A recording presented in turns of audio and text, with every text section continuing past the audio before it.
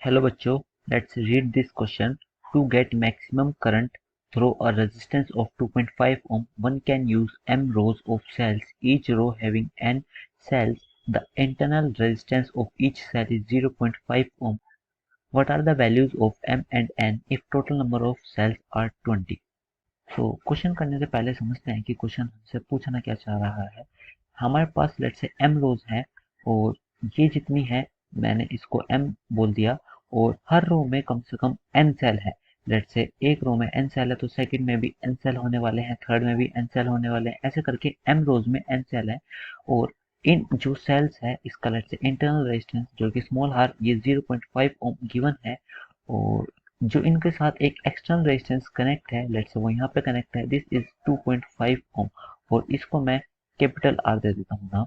और हमसे पूछा है कि इसमें मैक्सिमम करंट बताओ कि इसमें मैक्सिमम करंट निकलेगा जब m और n की वैल्यू कितनी होनी चाहिए और हमें टोटल नंबर ऑफ सेल्स 20 दे रखे हैं.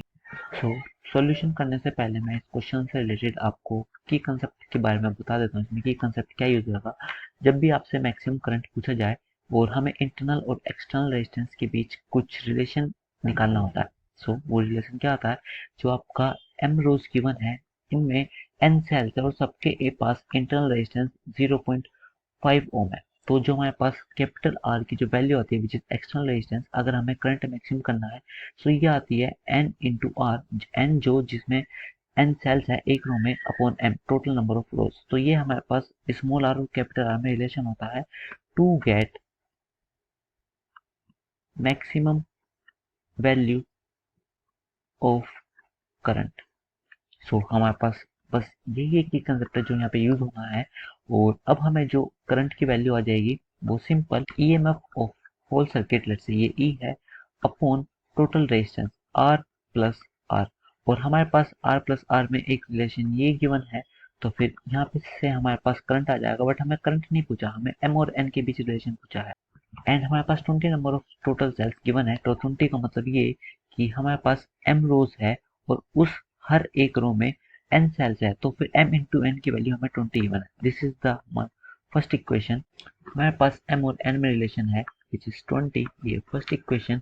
एंड सेकंड इक्वेशन हमारे पास रेजिस्टेंस आने वाली जो हमने पहले निकाला था, this is N R upon m. This is second equation.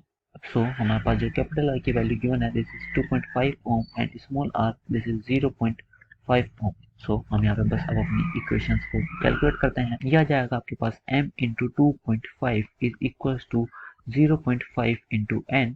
इससे ये कैंसिल हुआ 5 टाइम्स तो फिर हमारे पास दूसरा रिलेशन आ चुका है 5m इक्वल टू n.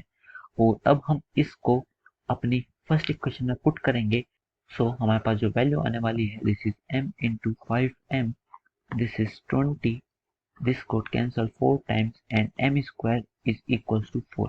तो हमारे पास m की value I plus minus 2 and m minus 2 तो हो नहीं सकता बिकॉज जो रोज है वो तो पॉजिटिव क्वांटिटी है. तो हमारे पास m की वैल्यू 2 आई और जब m की वैल्यू 2 है तो फिर इस रिलेशन से हम कह सकते हैं कि n की वैल्यू 10 आने वाली है.